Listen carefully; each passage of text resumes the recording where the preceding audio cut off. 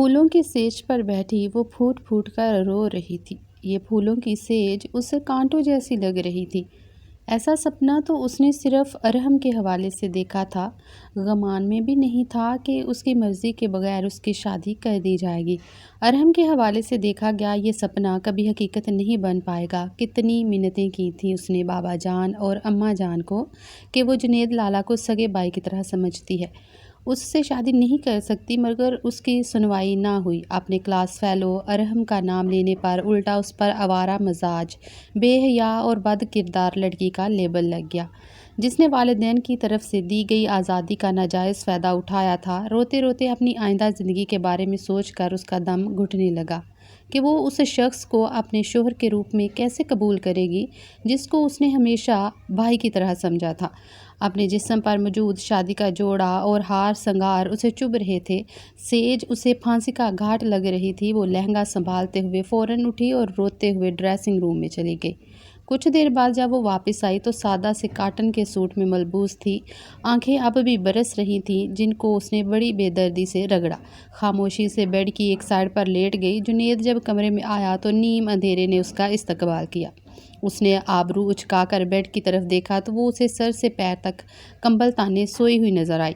جنید کے ماتھے پر بل پڑ گئے۔ اس کا خیال تھا کہ وہ مشرقی بیویوں کی طرح بیڈ پر سر جھکائے بیٹھی ہوئی ملے گی، مگر وہ تو چینج کر کے سو رہی تھی۔ اس کے تن بدن میں لگی غصے کی آگ مزید دہک اٹھی۔ اس نے آگے بڑھ کر اس کے اوپر سے کمبل کھینچ لیا۔ وہ ہڑبڑا کر اٹھی تھی۔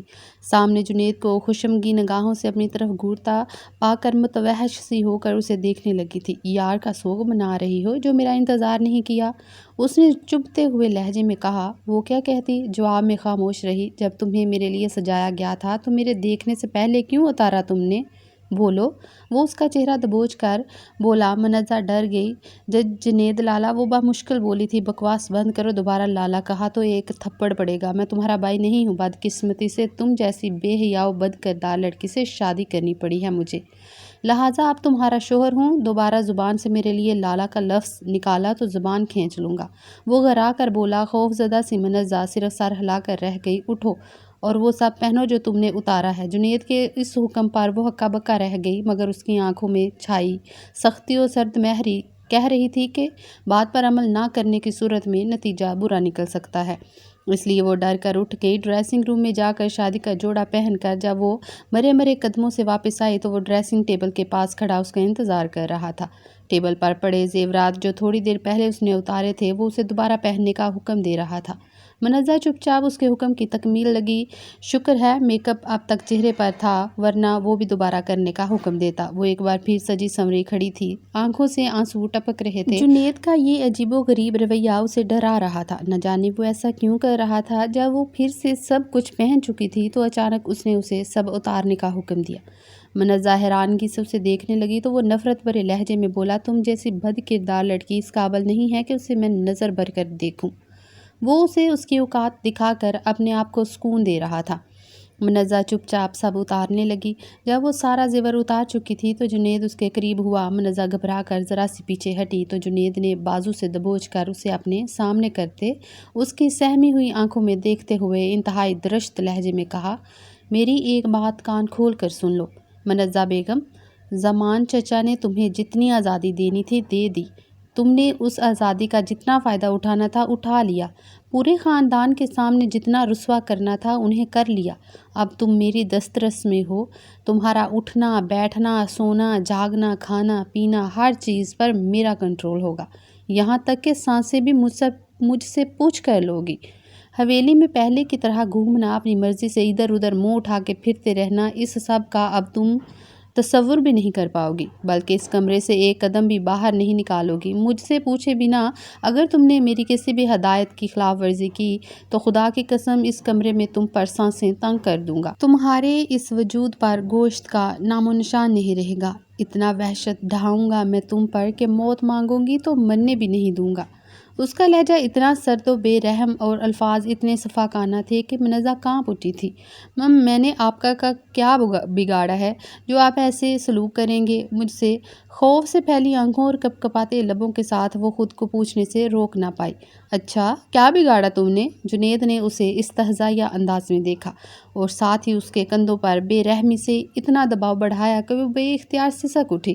درد ہو رہا ہے، پلیز چھوڑیں۔ درد سے بے حال ہوتی وہ بامشکل بولی، مگر جنید اس کی تکلیف کو اگنور کیے تیش بھری نظروں سے اسے گھورتے ہوئے بولا، تم نے میری امانت میں خیانت کی، بچپن سے منگ تھی تم میری، مگر یونیورسٹی جا کر تم نے یار بنا لیا، اس کے ساتھ رنگرلیاں مناتی رہی، تصویریں اور ویڈیوز بناتی رہی، اور وہ بیہودہ چیٹس۔ کیا تمہیں ذرا شرم نہ آئی ایک غیر مرد سے ایسی بے شرمی والی باتیں کرتے ہوئے؟ دکھاؤں میں تمہیں؟ وہ اتنے زور سے دہاڑا کہ منزہ خوف سے اچھل پڑی اور پھوٹ پھوٹ کر رونے لگی۔ وہ اس کے کندھوں سے ہاتھ ہٹا کر اپنی جیب سے موبائل نکال رہا تھا۔ یہ دیکھو، ایک غیر مرد کے ساتھ ایسی باتیں کرتے ہوئے تمہیں حیا نہ آئی؟ بے حیا لڑکی! اس کے اور ارحم کی محبت بڑی چیٹس کا اسکرین شاٹ اس کے سامنے کرتے وہ ایک بار پھر دہاڑا۔ منزہ فون کی طرف دیکھنے کی ہمت نہ کر سکی، اس کی دہاڑ سے ہی ڈر کر چہرہ ہاتھوں میں چھپا کر رونے لگی۔ جنید نے انتہائی طیش کے عالم میں اس کے چہرے پر سے اس کے ہاتھ ہٹائے اور ایک زناٹے دار تھپڑ اس کے منہ پر دے مارا۔ وہ لڑکھڑائی، گرنے لگی تھی جب جنید نے بے دردی سے پکڑتے کھینچ کر اپنے قریب کیا۔ اتنی ہی آگ لگی تھی کسی مرد کے ساتھ ایسی باتیں کرنے کی تو مجھے بتایا ہوتا، میں تمہاری خواہش جائز طریقے سے پوری کر دیتا، کم از کم یوں پورے خاندان میں ہمیں بدنام تو نہ کرتی اور نہ ہی خود پر بے حیا و بد کردار ہونے کا لیبل لگواتی۔ جنید کی آنکھوں سے آگ کے شعلے جیسی لپٹیں نکل رہی تھیں۔ منزہ ہچکیوں سے روتی رہی۔ وہ کچھ پل اسے یوں ہی سرد نگاہوں سے گھورتا رہا، پھر نفرت بھرے انداز میں جھٹکے سے خود سے دور کرتے ڈریسنگ روم میں چلا گیا۔ تھوڑی دیر بعد چینج کر کے واپس آیا تو وہ ویسے ہی ڈریسنگ ٹیبل کے آگے کھڑی رو رہی تھی۔ جنید کے ماتھے پر بل پڑے، ساری رات یہیں کھڑے ہو کر یار کی یاد میں ٹسوے بہانے ہیں کا ارادہ ہے۔ اس کے سخت الفاظ اور طنزیہ لہجے پر منزہ کے دل پر گھونسا پڑا۔ جاؤ دفع ہو جاؤ، چینج کر آؤ یہ کپڑے۔ وہ گھر آیا تو منزہ منہ پر ہاتھ رکھے روتی ہوئی ڈریسنگ روم میں چلی گئی۔ کافی دیر بعد جب وہ دل کا بوجھ ہلکا کر کے واپس آئی تو وہ آنکھوں پر بازو رکھے بیڈ پر سیدھا لیٹا ہوا تھا۔ نہ جانے سو رہا تھا یا پھر جاگ رہا تھا۔ منزہ صوفے کی طرف بڑھنے لگی تھی جب اس کی سرد آواز پر اس کے دل کی دھڑکن تیز ہو گئی۔ وہ اسے بیڈ پر سونے کو کہہ رہا تھا۔ مرے مرے قدموں سے جھجکتے ہوئے وہ بیڈ کی دوسری سائڈ پر آئی اور اس کی طرف سے رخ بدل کر سونے لگی تھی جب اس نے اس کے بازو سے پکڑتے اسے اپنی طرف کھینچا۔ منزہ کے وجود سے جیسے جان نکل گئی، دل اچھل کر حلق میں آیا۔ کیا کر رہے ہیں؟ وہ بری طرح گھبرائی۔ شٹ اپ، میری مرضی، جو بھی کروں۔ تم کون ہوتی ہو پوچھنے والی؟ وہ گھر آیا۔ پلیز مم، ابھی مینٹلی تیار نہیں ہوں، مجھے کچھ ٹائم چاہیے۔ اس نے التجا کی مگر وہ اس کی التجا پر کان نہ دھرتے ہوئے اسے اپنے قریب کر گیا۔ تم جیسی ناقابل بھروسہ عورتوں کو ٹائم دینا اپنے ہی پاؤں پر کلہاڑی مارنے کے مترادف ہے۔ شوہر کو ٹائم کے نام پر بیوقوف بنا کر خود سے دور رکھنا اور پھر موقع پا کر یار کے ساتھ بھاگ جانا، ایسی ہوتی ہیں تم عورتیں۔ اور میں تمہیں کوئی بیوی کا درجہ نہیں دے رہا، صرف اپنی ضرورت پوری کروں گا تم سے، سرد و شفاف لہجے میں کہتے ہوئے اس نے اس کی مزاحمت کا گلا گھونٹ دیا تھا۔ وہ اگرچہ پٹھان فیملی سے تعلق رکھتی تھی لیکن اس کی فیملی کوئی بہت کنزرویٹو یا روایتی پٹھان فیملی نہیں تھی جہاں عورتوں کو 7 پردوں میں چھپا کر رکھا جاتا ہو، انہیں پڑھنے اور باہر نکلنے کی اجازت نہ ہو، ان کے حقوق سلب کر لیے جاتے ہوں۔ مہتاب خان جو اس کے دادا تھے کچھ روایتی پٹھان ذہن کے مالک ضرور تھے، مگر اس کے والد شاہ زمان خان ایک پڑھے لکھے روشن خیال آدمی تھے جنہوں نے اس کی تعلیم و تربیت میں کسی تنگ نظری والے روایتی اصولوں کو آڑے نہیں آنے دیا تھا۔ شاہ زمان خان سے چھوٹا بھائی احتشام خان تھا جو بڑے بھائی کی طرح زیادہ پڑھا لکھا تو نہیں تھا، مگر اتنا تنگ نظر وہ بھی نہیں تھا کہ شاہ عالم نام کے گاؤں میں ان کی ایک بڑی سی حویلی تھی۔ مہتاب خان کی ہزاروں ایکڑ زمین تھی، اپنا کاروبار بھی تھا۔ شاہ زمان خان اور احتشام خان مل کر سب کچھ چلا رہے تھے، مگر گھر میں خوشحالی تھی، کسی قسم کا کوئی مسئلہ نہیں تھا۔ جہاں شاہ زمان خان کی ایک بیٹی منزہ تھی، وہاں احتشام خان کا بھی ایک بیٹا جنید خان تھا۔ جنید منزہ سے 6 سال بڑا تھا۔ وہ اسے بچپن سے ہی لالا کہتی تھی۔ منزہ کی پیدائش پر ہی مہتاب خان نے کہہ دیا تھا کہ اس کی شادی جنید سے ہوگی بڑے ہونے پر۔ جنید کو تو یہ بات معلوم ہو گئی تھی مگر منزہ اس سے لا علم رہی، کسی نے اسے بتانا ضروری بھی نہیں سمجھا، اس لیے اس کے دل و دماغ میں جنید کے لیے سگے بھائیوں والی فیلنگز تھی۔ منزہ کو پڑھائی کا بہت شوق تھا۔ شاہ زمان خان بیٹی کے شوق کو دیکھتے ہوئے اسے بھرپور سپورٹ کر رہے تھے۔ جبکہ حویلی میں کسی کو منزہ کی تعلیم میں کوئی دلچسپی نہ تھی، کیونکہ ان کے خاندان میں تعلیم، خاص طور پر لڑکیوں کی تعلیم پر کوئی توجہ نہیں دی جاتی تھی۔ اگر کوئی لڑکی اپنے شوق سے پڑھنا چاہتی تو اور بات تھی۔ منزہ نے گاؤں کے اکلوتے سرکاری اسکول سے میٹرک کر لیا تو شاہ زمان خان نے اسے شہر کے کالج میں ایڈمیشن لے دیا۔ گاؤں سے کالج کا فاصلہ آدھے گھنٹے کا تھا۔ شاہ زمان خان روزانہ اسے خود چھوڑنے اور لینے جاتے تھے۔ کبھی بھی خود نہ جا پاتے تو جنید کو بھیج دیتے۔ جنید دل ہی دل میں اس کی پڑھائی کے سخت خلاف تھا، مگر چچا کے سامنے کچھ بولنے کی جرأت نہ تھی، جو اکلوتی لاڈلی بیٹی کی کسی خواہش کو رد نہیں کرتے تھے۔ ان کو بیٹی کے بے جا لاڈ اٹھاتے دیکھ کر وہ کھول کر رہ جاتا اور دل میں تہیہ کرتا، جب یہ خود سر لڑکی اس کی دسترس میں آئے گی تو اسے تیر کی طرح سیدھا کر دے گا۔ منزہ بیچاری اس کے ارادوں سے بے خبر لالا لالا کہہ کر اسے بے حد عزت دیتی۔ اول تو وہ اس سے مخاطب ہی نہ ہوتا تھا، اگر ہونا پڑتا بھی تو اس کا رویہ بے حد سرد و سپاٹ ہوتا تھا، جو منزہ کو اس سے بے تکلف ہو کر بات کرنے نہیں دیتا تھا۔ وہ ایک اکھڑ دماغ، شکی مزاج اور غصے کا تیز انسان تھا، جو چچا اور باپ کی طرح وسیع ذہن کا مالک نہیں تھا۔ وہ عورتوں کی آزادی کے بالکل قائل نہیں تھا، خاص طور پر تعلیم کو تو وہ عورتوں کے لیے ضروری سمجھتا ہی نہیں تھا۔ اس کا خیال تھا تعلیم لڑکیوں کو بگاڑ دیتی ہے۔ خود اس کا اپنا بھی تعلیم میں انٹرسٹ نہیں تھا، اس لیے ایف اے کے بعد چھوڑ دی تھی۔ حالانکہ زمان چچا نے اسے بہت سمجھایا تھا کہ کم از کم گریجویشن کر لو، مگر جنید نے ان کی بات ایک کان سے سن کر دوسرے کان سے نکال دی تھی۔ جب تعلیم میں اپنی دلچسپی نہیں تھی تو کسی اور کے لیے وہ اسے کیسے ضروری سمجھ سکتا تھا؟ منزہ کے اسکول میں پڑھنے پر اس نے یہ سوچ کر خود کو تسلی دی تھی کہ چلو کوئی بات نہیں، کم از کم میٹرک کر لے، بالکل جاہل تو نہ ہو۔ مگر میٹرک کے بعد جب شاہ زمان چچا نے اسے شہر کے کالج میں داخلہ دلوایا تو وہ دل ہی دل میں سخت مشتعل ہوا۔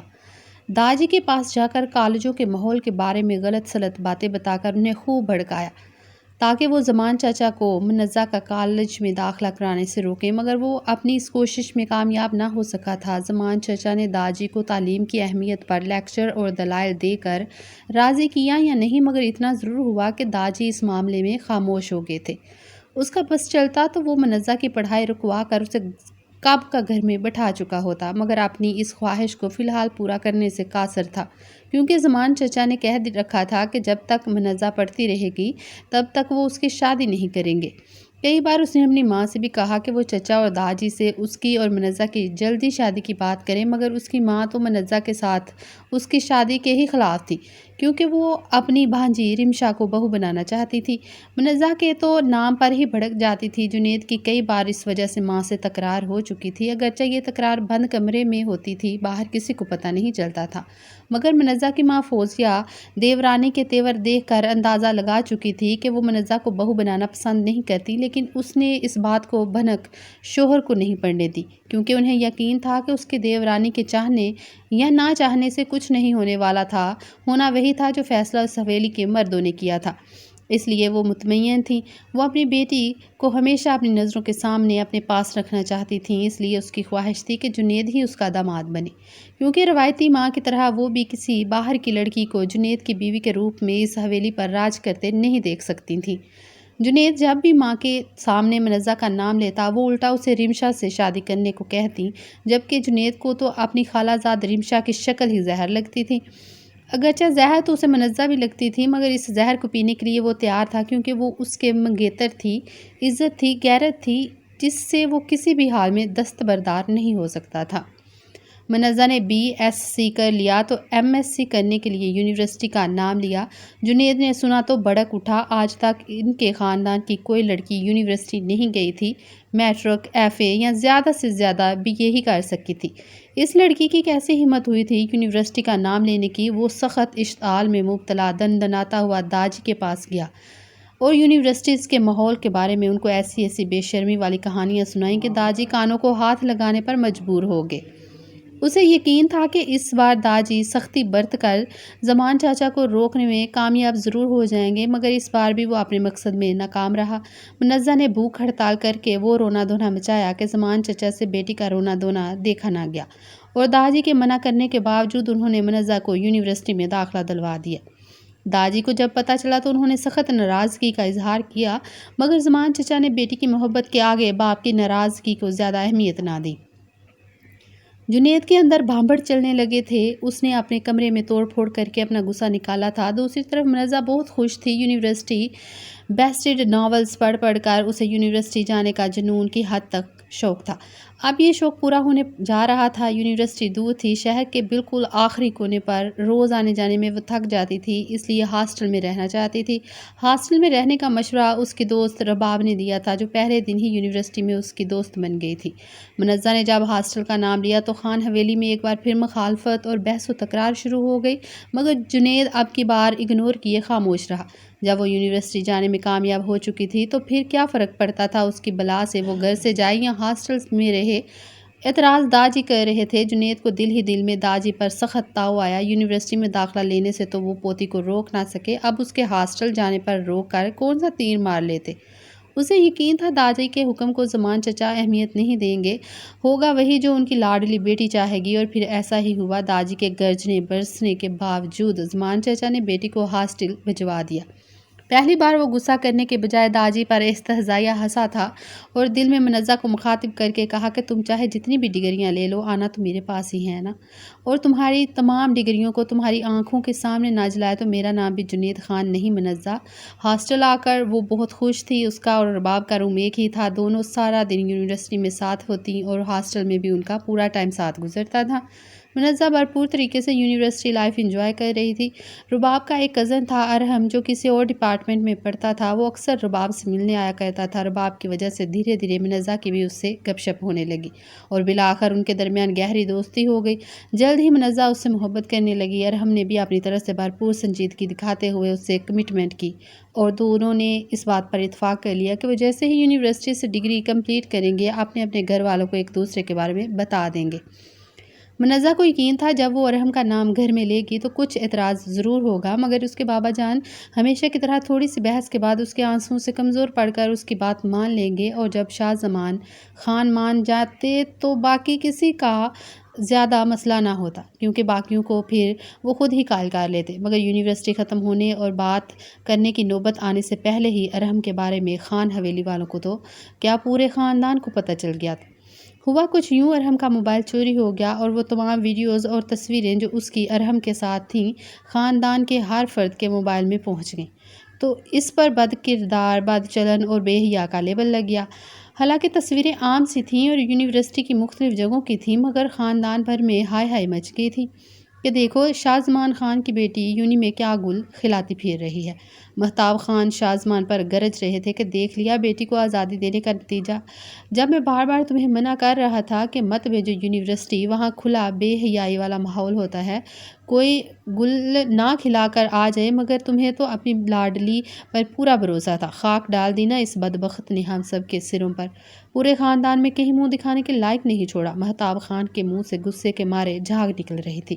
شاہ زمان خان شرمندگی سے سر جھکائے باپ کے سامنے کھڑا تھا۔ باقی لوگوں کا حال بھی مہتاب خان سے مختلف نہیں تھا، ان کے چہروں پر بھی منزہ کے لیے غصہ اور نفرت تھی۔ منزہ کا یونیورسٹی جانا بند ہو گیا تھا، پہلی بار اس نے اپنے باپ کو خود پر غصہ کرتے دیکھا تھا۔ تم نے میرا بھروسہ توڑا منزہ، میں نے بڑے مان سے تمہیں یونیورسٹی بھیجا تعلیم حاصل کرنے کے لیے، اور تم نے یہ کارنامہ سر انجام دے کر مجھے کسی کے سامنے سر اٹھانے کے قابل نہیں چھوڑا۔ شاہ زمان خان نے سخت افسوس بھرے لہجے میں اس سے کہا تھا۔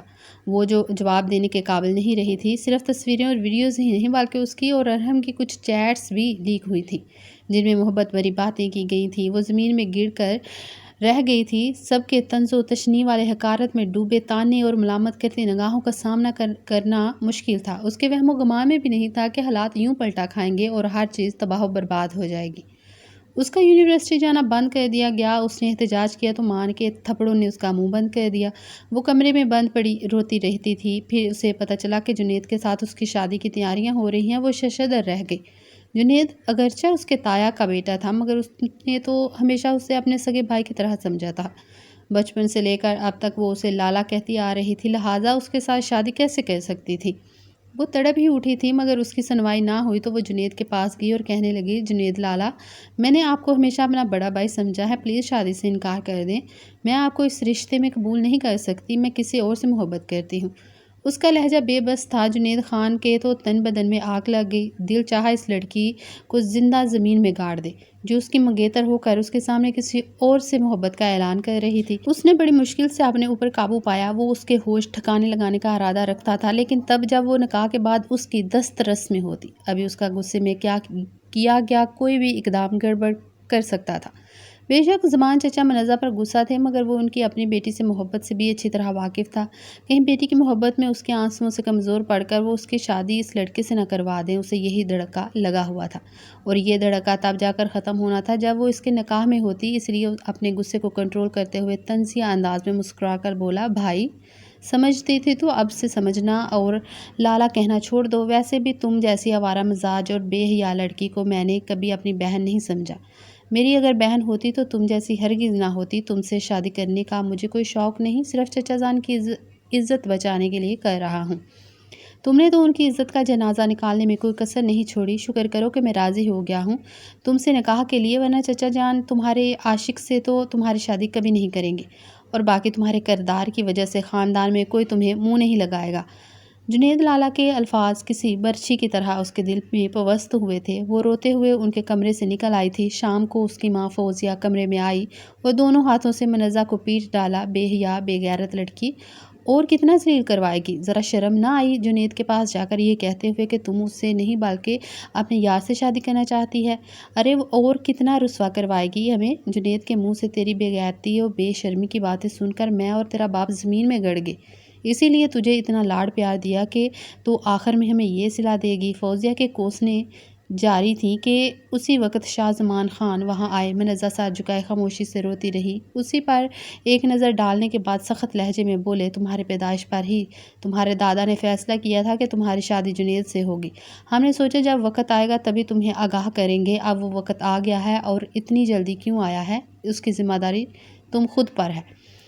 ہمارے ہاں لڑکیوں کو جتنی آزادی بھی ملے مگر ان کے رشتے خاندان سے باہر نہیں ہو سکتے۔ یہ جنید کا ہم پر احسان ہے کہ اتنا سب کچھ ہونے کے باوجود وہ تمہیں قبول کر رہا ہے، ورنہ ہمیں تمہیں ساری زندگی اپنی حویلی کی دہلیز پر بٹھانا پڑتا۔ کل تمہارا جنید سے نکاح ہے، اور اگر تم نے انکار کیا تو میں تمہیں بھی جان سے مار دوں گا اور اپنی بھی جان لے لوں گا۔ باپ کی اس دھمکی پر منزہ لرز کر رہ گئی تھی، پھر روتے دھوتے اسے جنید سے شادی کا کڑوا گھونٹ پینا ہی پڑ گیا تھا۔ شادی کی پہلی رات جنید نے اس کے ساتھ جو سلوک کیا، اس کے بعد منزہ کے احساسات بالکل مردہ ہو گئے تھے۔ شرافت و تہذیب کا لبادہ اتار کر جنید نے اسے اپنا وہ وحشی روپ دکھایا تھا کہ وہ دنگ رہ گئی تھی کہ اگر 3 لفظ کسی کی زندگی کو بدل دیتے ہیں تو انہی 3 لفظوں کے عوض وہ ایک درندہ صفت انسان کے شکنجے میں پھنسی تھی۔ ستم یہ تھا کہ لب کشائی بھی نہیں کر سکتی تھی اور نہ ہی احتجاج کر سکتی تھی۔ نکاح کے نام پر اس کی ذات پر ڈاکہ پڑا تھا، اور ڈاکہ ڈالنے والا بھی وہ شخص تھا جسے اس نے ہمیشہ بڑا بھائی سمجھ کر عزت دی تھی۔ بے شک رشتہ تبدیل ہو چکا تھا، مگر لحاظ و مروت عزت کچھ تو وہ خیال کر سکتا تھا۔ جنید خان کی بیوی بن کر منزہ کے لیے ایک اذیت بھری زندگی کا آغاز ہو گیا تھا۔ بات بات پر وہ اسے کردار کے حوالے سے طعنے دیتا، اس کے وجود سے کھیلتا بھی اور اسے ناپاک بھی کہتا۔ وہ اپنی مرضی سے حویلی کی چھت پر بھی نہ جا سکتی تھی، ہر وقت شکی نظروں سے دیکھتا رہتا تھا۔ وہ کسی سے شکایت بھی نہیں کر سکتی تھی کیونکہ جنید کی ماں سغرا تائی تو اس سے کھار کھاتی تھیں۔ اپنے ماں باپ اور بھی اس سے سیدھے منہ بات نہیں کرتے تھے، جیسے اس نے کوئی بہت بڑا گناہ کر دیا ہو۔ سارا دن وہ کمرے میں قید رہتی، شام کو جنید آتا تو تب ذرا دیر کو اسے رہائی ملتی اور وہ کھانا کھانے کے لیے باہر ڈائننگ ٹیبل پر جاتی۔ اس دوران بھی وہ اس کے سر پر مسلسل سوار رہتا۔ اس نے شادی والی رات جو کہا تھا کہ اس کا سونا جاگنا کھانا پینا ہر چیز اس کے کنٹرول میں ہوگی، تو واقعی اس نے اپنا کہا سچ کر دکھایا تھا۔ منزہ ہر چیز کے لیے اس کی محتاج ہو کر رہ گئی تھی۔ ایک دن وہ کمرے میں بیٹھی تھی جب جنید نے اندر آ کر کہا، تمہارے ڈاکیومنٹس کہاں ہیں؟ منزہ نے حیران نظروں سے اس کی طرف دیکھا اور کہا، آپ کیوں پوچھ رہے ہیں؟ تو وہ جواباً درشت لہجے میں بولا، جتنا پوچھا ہے اس کا جواب دو، جاؤ اپنے ڈاکیومنٹس لے کر آؤ۔ منزہ الجھن کا شکار جب اپنے تمام ڈاکیومنٹس لے آئی تو جنید نے پہلے کھول کر چیک کیے۔ میٹرک سے لے کر BSc تک تمام ڈگریاں تھیں۔ چیک کرنے کے بعد اس نے جیب سے لاٹر نکالا اور ڈگریوں کو شعلہ دکھا دیا۔ منزہ چیختی ہوئی اپنی ڈگریوں کو بچانے کے لیے آگے بڑھی تو جنید کے تھپڑ سے پیچھے جا گری۔ منزہ کی ڈگریاں جلا کر جنید نے خود سے کر رکھے اس وعدے کو پورا کر دیا تھا جو ایک دن انتہائی طیش کے عالم میں اس نے خود سے کیا تھا۔ منزہ زمین پر پڑی سسک رہی تھی۔ اچھے گریڈز کے ساتھ حاصل کی گئی اس کی تمام ڈگریاں جل چکی تھیں۔ یونیورسٹی میں تو وہ اپنا پہلا سمیسٹر بھی کمپلیٹ نہ کر سکی تھی اور یہ واقعہ ہو گیا تھا۔ نہ جانے کون تھا ایسا اس کا دشمن جس نے ایسا کیا تھا، ایسا کون تھا جس کی رسائی اس کے خاندان تک بھی تھی، جس کی اس حرکت کی وجہ منزہ کے سارے خواب چکنا چور ہو گئے تھے اور آج وہ بے بسی کے عالم میں جنید کی قید میں رونے پر مجبور تھی۔ وہ روتے ہوئے اس شخص کو بددعائیں دینے لگی جس کی وجہ سے وہ ان حالات کو پہنچی تھی۔ کمرے میں اس کی ڈگریوں کی جلے ہوئے ٹکڑے بکھرے پڑے تھے۔ لاچاری اور بے بسی کے احساس کے ساتھ اس کے اندر غم و غصے کی شدید لہر اٹھی۔ ان جلے ہوئے ٹکڑوں کو اس نے دوپٹے میں سمیٹا اور تیزی سے کمرے سے نکلی۔ اس کا رخ مردان خانے کی طرف تھا۔ وہ جب اندر داخل ہوئی تو بابا کے ساتھ داجی بھی موجود تھے۔ اسے دیکھ کر وہ دونوں چونکے۔ بابا، یہ دیکھیں، جنید نے میری اصل ڈگریاں جلا ڈالی ہیں۔ اس نے روتے ہوئے وہ جلے ہوئے ٹکڑے اس کے سامنے میز پر رکھے۔ پہلے والے حالات ہوتے تو جنید کی اس حرکت پر شاہ زمان خان سخت ری ایکٹ کرتے، مگر ان کی لاڈلی بیٹی نے جس طرح سب کے سامنے ان کا سر جھکایا تھا، اب اپنے لیے ان کی حمایت وہ ہمیشہ کے لیے کھو بیٹھی تھی۔ اس لیے ان جلی ہوئی ڈگریوں پر ایک نظر ڈال کر وہ خاموش رہے۔ البتہ مہتاب خان نے خوب سراہنے والے انداز میں کہا، یہ تو جنید نے بہت ہی اچھا کیا ہے، میں اسے شاباشی دوں گا۔ اسے یہ کام بہت پہلے ہی کرنا چاہیے تھا۔ تمہارا باپ ہی بہت بیوقوف ہے، ہمارے 1000 بار سمجھانے پر بھی اس نے کبھی ہماری بات نہ مانی اور تم چھٹانک ور لڑکی جس راستے کا کہا تمہیں اسی طرف لے گیا۔ مزہ بھگت لیا نہ اس نے تمہیں بے جا آزادی دے کر۔ اب ذرا بھی اس میں غیرت بچی ہوگی تو تم جیسی خود سر بیٹی کی حمایت نہیں کرے گا۔ جنید تمہارے کاغذات جلائے یا تمہیں جلائے یہ اس کی مرضی ہے، اب تمہارا مالک و مختار وہی ہے۔ آئندہ اس کی شکایت لے کر ہمارے پاس مت آنا۔ لڑکی داجی کے الفاظ پر وہ سناٹوں میں گر گئی تھی۔ شاکڈ سی ہو کر وہ انہیں اور ان کے ساتھ بیٹھے اپنے باپ کو دیکھنے لگی، جنہوں نے داجی کے اتنے شفاق الفاظ پر کوئی ری ایکشن نہیں دیا تھا۔ خاموشی سے منہ پھیرے بیٹھے رہے۔ وہ منہ پر ہاتھ رکھے اپنی سسکیاں دباتی کمرے میں لوٹ آئی۔ بابا، آپ میری چھوٹی سی غلطی پر اتنے سنگ دل بن جائیں گے، میں سوچ بھی نہیں سکتی تھی۔ آپ تو میری آنکھوں میں آنسو بھی نہیں دیکھ سکتے تھے، کبھی کسی کو مجھے ذرا سا ڈانٹنے کی اجازت نہیں تھی، اور اب ایسا کیسے کر سکتے ہیں؟ کوئی مجھے اپنے لفظوں سے لہو لہان کرے اور آپ چپ چاپ بیٹھے رہیں۔ میرا قصور کوئی اتنا بڑا تو نہیں تھا۔ ہچکیوں سے روتے ہوئے وہ تصور میں باپ سے مخاطب تھی۔ کافی دیر تک وہ روتی رہی اور روتے روتے اس کی آنکھ لگ گئی۔ نہ جانے کتنی دیر اسے سوئے ہوئے گزری تھی، جب اچانک کسی نے جھنجھوڑ کر اسے اٹھایا۔ وہ آنکھیں ملتے ہوئے اٹھ بیٹھی، دیکھا تو جنید غضبناک تیوروں کے ساتھ سامنے کھڑا اسے گھور رہا تھا۔ تم داجی اور چچا جان کے پاس میری شکایت لگانے گئی تھی؟ اس نے کڑے تیوروں سے پوچھا۔ منزہ خاموش رہی۔ جواب دو مجھے۔ وہ پھر دہاڑا۔ ہاں گئی تھی۔ آپ نے میری ڈگریاں جلا ڈالی تھیں، میری پوری زندگی کا سرمایہ ہے، تو کیسے خاموش رہتی بھلا؟ وہ ہمت کر کے بول پڑی۔ اور پھر ہوا کیا؟ جنید نے استہزائیہ انداز میں اسے دیکھا۔ زمان چچا نے تو ایک لفظ نہیں کہا، مگر داجی نے کہا کہ تمہارا مالک و مختار اب میں ہوں، تو جو چاہوں تمہارے ساتھ کروں۔ وہ مزہ لینے والے انداز میں مسکرایا۔ منزہ نے کرب سے چہرہ پھیر لیا۔ میں نے تمہیں منع کیا تھا نا، اس کمرے سے میری اجازت کے بغیر ایک قدم نہیں نکالو گی، پھر کیسے گئی تم باہر؟ درشت لہجے میں بولتا وہ اس کے قریب آ بیٹھا۔ منزہ جو پہلے ہی آنسو پیتے ہوئے بمشکل خود پر ضبط کر رہی تھی، پھٹ پڑی۔ آپ نے مجھے زندہ کیوں رکھا ہوا ہے؟ ایسا کریں میری سانسیں ہی بند کر دیں۔ یہ لیں، بند کر دیں میری سانسیں، گھونٹ دیں میرا گلا، ناقابل معافی گناہ ہوا ہے نا مجھ سے؟ وہ اس کے دونوں ہاتھ تھام کر اپنے گلے پر رکھ کر حزیاتی انداز میں چلانے لگی۔ جنید ایک لمحے کے لیے تو حیران ہوا، پھر اگلے ہی پل اس کے ماتھے پر گہرے بل پڑ گئے۔ بکواس بند کرو، کیوں پاگلوں کی طرح چلا رہی ہو؟ اتنے آرام سے یکدم تھوڑی نہ جان لوں گا تمہاری، تمہیں تو تڑپا تڑپا کر مارنا ہے، سرد بے رحم انداز میں کہتا وہ اپنے دونوں ہاتھ اس کے گلے سے ہٹا کر اسے اپنے بازوؤں میں بھینچ رہا تھا۔ منزہ سسک اٹھی، مگر خود کو چھڑانا، اس کی وحشت سے بچانا ممکن نہ تھا۔ صبح جب وہ اٹھی تو سر درد سے پھٹ رہا تھا۔ جنید کمرے میں کہیں نہیں تھا۔ کافی دیر تک وہ واش روم میں بیٹھی اپنے سر پر ٹھنڈا پانی ڈالتی رہی کہ شاید فرق پڑ جائے۔ جب باہر آئی تو ماں کو اپنے کمرے میں موجود دیکھ چونک گئی۔ شادی کے بعد پہلی بار وہ اس کے کمرے میں آئی تھی، ورنہ تو کبھی کچن میں یا کھانے کی ٹیبل پر ضرورتاً تھوڑا بہت بول لیتی تھیں۔ منزہ خاموشی سے ان کی طرف سوالیہ نظروں سے دیکھنے لگی۔ تم کمرے میں کیوں گھسی رہتی ہو؟ باہر کی بھی کچھ خبر ہے یا نہیں؟ تمہاری تائی کی بھانجی رمشا آئی ہوئی ہے، کبھی اپنی خالہ کے کان میں گھسی ہوتی ہے تو کبھی جنید سے گپیں لگا رہی ہوتی ہے۔ تو میں کیا کروں ماں کی طرف بات پر منزہ نے نا سمجھی سے ان کی طرف دیکھا تو فوزیہ بیٹی کو گھور کر رہ گئی۔ شاباش، تم کچھ نہ کرنا، تمہاری تائی کا تو ہمیشہ سے ہی ارادہ تھا رمشا کو بہو بنانے کا۔ یہ تو مردوں کے فیصلے کی وجہ سے وہ اپنے ارادے کو عملی جامہ نہ پہنا سکی، لیکن مجھے لگتا ہے اگر تمہارا حال یہی رہا تو وہ ضرور اس بار اپنے ارادوں میں کامیاب ہو جائیں گی۔ تو ہو جائیں کامیاب، مجھے فرق نہیں پڑتا۔ اور آپ کو کیوں ٹینشن ہو رہی ہے؟ میں آپ کی کیا لگتی ہوں بھلا؟ ایک بوجھ ہی تو تھی جسے آپ لوگوں نے اپنے سر سے اتار کر اس جاہل وحشی انسان کو سونپ دیا جو مجھے تڑپا تڑپا کر مار رہا ہے۔ یہ جو آپ کہہ رہی تھی نا کہ کمرے سے کیوں نہیں نکلتی میں، یہ آپ کے اسی درندے داماد کا آرڈر ہے کہ اس کی اجازت کے بغیر کمرے سے باہر قدم نہ نکالو، وہ تلخ لہجے میں کہنے کے بعد ڈریسنگ روم میں چلی گئی تھی۔ اس کی ماں افسوس بھری نظر ڈریسنگ روم کے بند دروازے پر ڈالتے باہر نکل گئی۔ رات کو جب جنید کمرے میں آیا تو وہ سونے کی تیاری کر رہی تھی۔ سنو، آئندہ سے تم امی اور چچی کے ساتھ مل کر حویلی کے کاموں میں ہیلپ کراؤ گی۔ منزہ نے خاموشی سے اس کا اسپاٹ لہجے میں کہا گیا فرمان سنا اور سونے کے لیے لیٹ گئی۔ اس سے بھلا اس کا یوں آرام سے سونا کیسے برداشت ہو سکتا تھا؟ اس لیے دانت پیستے ہوئے بیڈ پر آیا اور اسے بازو سے کھینچ کر اپنے قریب کیا۔ منزہ نے احتجاج کے لیے منہ کھولا ہی تھا جسے اس کے بھاری ہاتھ نے بند کر دیا۔ ہر رات کی طرح اس کی یہ رات بھی اذیت میں گزری۔ وہ اسے مینٹلی، فزیکلی ہر طرح سے ٹارچر کر رہا تھا۔ صبح ہوئی تو اپنے لیے ناشتہ بنانے کا حکم دے کر کچن میں بھیج دیا۔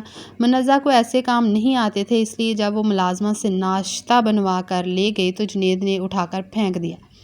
گرم گرم چائے اس کا پہنچ لا گئی تھی۔ وہ اسے سخت سست سنا رہا تھا۔ وہ چپ چاپ آنسو پیتی سنتی رہی۔ اسی وقت رمشا ناشتے کی ٹرے لیے چلی آئی اور جنید سے بڑے پیار سے مخاطب ہو کر بولی، غصہ کیوں کر رہے ہیں؟ خالہ نے مجھے کہا ہے، یہ دیکھیں میں آپ کے لیے اتنا زبردست ناشتہ بنا کر لائی ہوں۔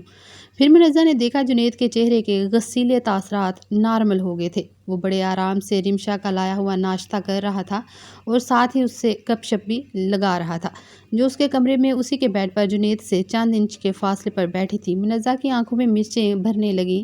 حالانکہ یہ وہی رمشا تھی جو پہلے بھی اپنی خالہ کے ہاں رہنے آیا کرتی تھی، مگر جنید نے اسے اس طرح کبھی منہ نہیں لگایا تھا۔ تو پھر کیا اسے ذک پہنچانے کے لیے وہ ایسا کر رہا تھا؟ اس منظر کو دیکھ کر وہ زیادہ دیر کمرے میں نہ ٹھہر سکی۔ پھر ایسا ہر وقت ہونے لگا، جنید اسے اپنا کوئی کام بتاتا اور پھر اس کے کیے گئے کام میں ہزاروں کیڑے نکال کر رمشا کے سامنے خوب بے عزت کرتا اور وہ بڑے خوش آمدانہ انداز میں آگے بڑھ کر اپنی خدمات پیش کر دیتی اور پھر رمشا کے ہاتھوں سر انجام دیے گئے کاموں کی نہ صرف تعریف کرتا بلکہ انعام کے طور پر چھوٹے موٹے گفٹس بھی دیتا تھا۔ منزہ نہ چاہتے ہوئے بھی جلن محسوس کرتے ہرٹ ہونے لگی تھی۔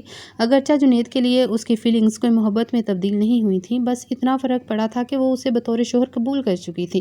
وہ اس سے جیسا بھی سلوک کرتا تھا، مگر رمشا کا اسے جنید کے ارد گرد منڈلانا اور جنید کا اسے توجہ دینا اسے برا لگتا تھا۔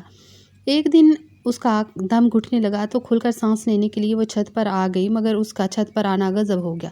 جنید نے اسے حویلی کی چھت پر ٹہلتے دیکھا تو غیظ و غضب میں مبتلا وہ اس تک پہنچا اور اسے سنبھلنے کا موقع دیے بغیر اس کا نازک چہرہ تھپڑوں سے لال کر دیا۔ بے حیا بغیرت لڑکی، منع کیا تھا نا؟ پھر کس کو دیکھنے کے لیے حویلی کی چھت پر گئی تھی؟ اپنے یار کو بلایا تھا کیا؟ سچ بولو ورنہ زبان سے محروم کر دوں گا۔ اسے پیٹتے ہوئے وہ زبان کے وار سے اس کی روح کو بھی زخمی کر رہا تھا۔ تائی رمشا، یہاں تک کہ اس کی ماں بھی خاموشی سے اسے جنید کے ہاتھوں پیٹتا دیکھ رہی تھی۔ کسی نے آگے بڑھ کر جنید کو روکنے کی کوشش نہ کی۔ وہ اسے گھسیٹتا ہوا کمرے میں لے گیا اور ایک بار پھر اس کے کمرے سے باہر نکلنے پر پابندی لگ گئی تھی۔ اس نے اپنے لب سی لیے، چپ چاپ اس کی وحشت کی بھینٹ چڑھتی رہی۔ جنید کی ماں کو موقع مل گیا تھا منزہ سے جان چھڑوانے اور اپنی بھانجی رمشا کو بہو بنانے کا۔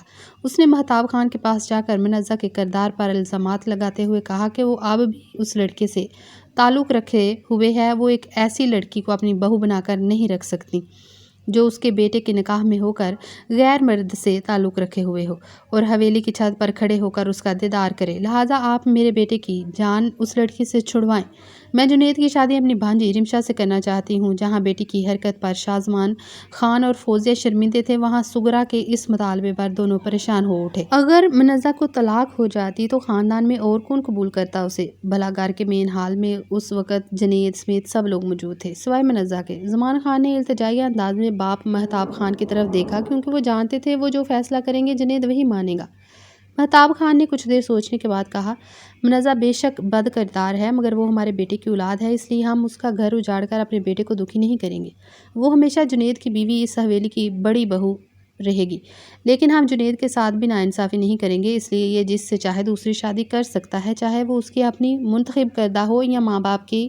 داجی کے فیصلے نے شازمان اور فوزیہ کو تو مطمئن کر دیا، مگر جنید کی ماں سغرا کھول کر رہ گئی۔ وہ ہر صورت منزہ کو اپنے بیٹے کی زندگی سے نکالنا چاہتی تھی، کیونکہ انہیں اپنی دیورانی اور اس کی بیٹی سے شروع سے ہی خدا واسطے کا بیر تھا، مگر وہ ظاہر نہیں کرتی تھی۔ اب مہتاب خان کے فیصلے کے بعد وہ غصے میں بری منزہ اور اس کی ماں کو برا بھلا کہہ رہی تھی۔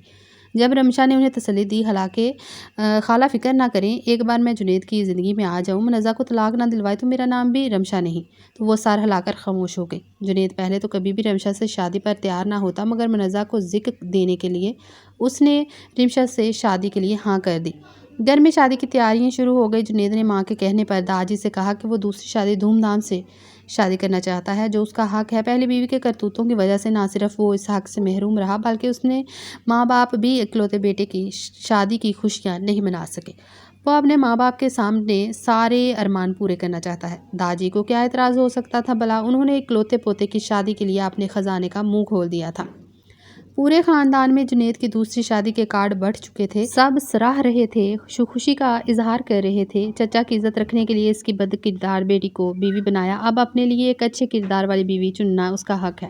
شادی کی تیاریاں زور و شور سے جاری تھیں۔ منزہ چپ چاپ سب دیکھ رہی تھی۔ جنید، تائی، رمشا، اپنی ماں، کسی کے طعنوں کا وہ کوئی جواب نہ دیتی تھی۔ باہر سے وہ یوں ظاہر کر رہی تھی جیسے اسے کوئی فرق نہیں پڑ رہا تھا، مگر اندر سے وہ کٹ رہی تھی۔ بے شک اسے جنید سے محبت نہیں تھی، مگر اپنے شوہر کی دوسری شادی ہوتے دیکھنا بھی کسی عورت کے لیے قابل برداشت نہیں ہوتا۔ محبت اسے ارحم سے بھی نہیں تھی، جس کو وہ محبت سمجھ بیٹھی تھی۔ وہ دراصل اٹریکشن تھی۔ ارحم پڑھا لکھا انسان تھا، مہذب تھا، اس کی عزت کرتا تھا، تبھی تو وہ اس کی جانب مائل ہوئی تھی، کیونکہ اس نے ہمیشہ ایک پڑھے لکھے مہذب ہم سفر کا خواب دیکھا تھا۔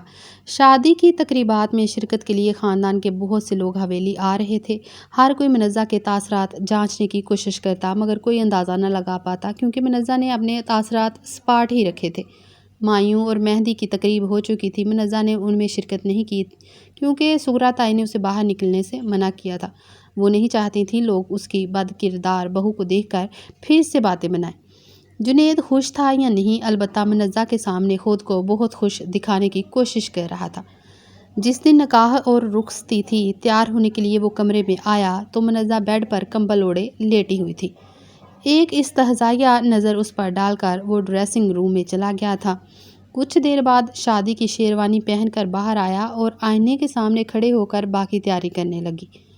اچانک اسے خود پر نظریں محسوس کر کے اس نے پیچھے مڑ کر دیکھا تو بیک گراؤنڈ سے ٹیک لگائے بیٹھی منزہ کو خود پر ٹکٹکی باندھ کر دیکھتے ایک سکون سا اس کے جسم میں سرایت کر گیا۔ اس نے آئینے میں نظر آتے اس کے عکس کو غور سے دیکھا۔ ملگجے سے حلیے میں وہ بہت کمزور اور بیمار لگ رہی تھی۔ آنکھوں میں عجیب بے بسی سی تھی، جیسے دیکھ ایک پل کے لیے تو جیسے اس کے دل کو کچھ ہوا تھا۔ اپنی اس کیفیت پر وہ خود بھی حیران رہ گیا تھا۔ کیا بات ہے، ایسے کیوں دیکھ رہی ہو؟ وہ چاہ کر بھی لہجے کو سخت نہ کر سکا۔ کچھ نہیں، اچھے لگ رہے ہیں آپ۔ یہ پہلی تعریف جو زندگی میں پہلی مرتبہ اس نے منزہ کے منہ سے سنی تھی۔ وہ ایک لمحے کے لیے ساکت رہ گیا، پلٹ کر دوبارہ اس کی طرف دیکھا تو وہ ہنوز اس پر نگاہیں جمائے بیٹھی ہوئی تھی۔ یہاں تک کہ جنید کے دیکھنے پر بھی اس نے نگاہوں کا زاویہ نہ بدلا۔ اس کی اداس نگاہوں میں اس پل ایسی مقناطیسی کشش تھی جو جنید کو اپنے حصار میں باندھنے لگی تھی۔ کسی ٹرانس کی کیفیت میں وہ چلتا ہوا اس کے قریب آیا اور بے اختیار جھک کر اس کے ماتھے پر لب رکھے۔ منزہ ہک دک رہ گئی۔ وہ اپنی کیفیت سے گھبرا کر وہاں سے جانے لگا تھا جب منزہ کے آواز دینے پر رکا۔ جنید، میری طبیعت بہت خراب ہے، مجھے ڈاکٹر کی ضرورت ہے۔ اس کی آواز میں بے بسی کے ساتھ آنسوؤں کی آمیزش تھی۔ وہ بے اختیار اسے دیکھنے پر مجبور ہوا۔ اسے سخت الفاظ میں ڈانٹنا چاہتا تھا، مگر اس کی حالت اور آنسوؤں بھری آنکھیں دیکھ کر نرم پڑا۔ کچھ دیر انتظار کرو، فری ہو کر ڈاکٹر کو کال کروں گا۔ کہنے کے بعد وہ وہاں رکا نہیں تھا۔ اس کی ماں کی نظر اس پر پڑی تو وہ خوشی سے چہکتی ہوئی بے اختیار اس کی طرف بڑھی اور اس کی بلائیں لینے لگی۔ یوں ہی ماں باپ کی دعائیں لیتے ہوئے اس کی نظر چچا اور چچی کے اترے ہوئے چہروں پر پڑی تو دل میں عجیب سی شرمندگی محسوس ہوئی۔ نکاح کچھ دیر میں ہونے والا تھا جب اس کے ایک ملازم نے آہستگی سے اسے کسی کی ارجنٹ آمد کا بتایا تو وہ حیران ہوتا حویلی کے گیٹ پر آیا تو سامنے کھڑے شخص کو دیکھ کر اس کے چہرے کے عضلات تان گئے۔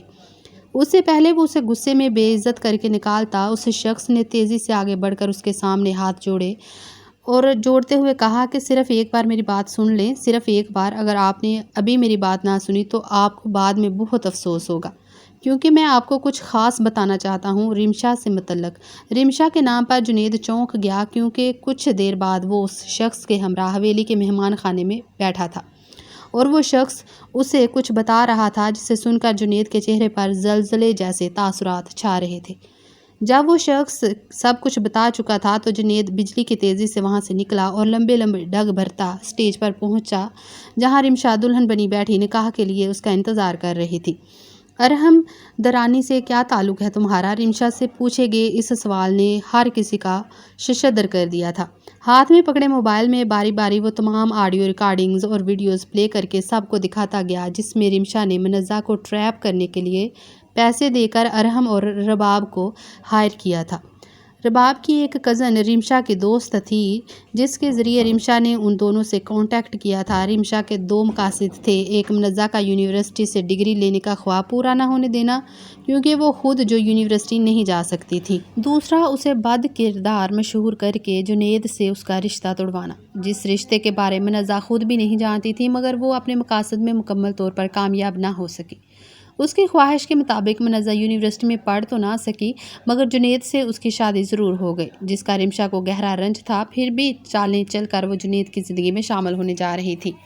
کچھ دن پہلے اس کا رباب اور ارحم سے پیسوں کے لین دین پر جھگڑا ہوا تھا، تبھی ارحم نے آ کر اس کا پول کھول دیا تھا۔ رمشا کی اصلیت سب کے سامنے آ چکی تھی، وہ دو چہرے کے ساتھ کھڑی تھی، ہر کوئی اسے ملامت کرتی نگاہوں سے نفرت سے دیکھ رہا تھا۔ اچانک اس نے انکشاف کر دیا کہ وہ اس سب میں اکیلی نہیں تھی بلکہ صغرا خالہ یعنی جنید کی ماں بھی شامل تھی۔ اس انکشاف نے رمشا کے ساتھ صغرا کو بھی سب کی نظروں سے گرا دیا۔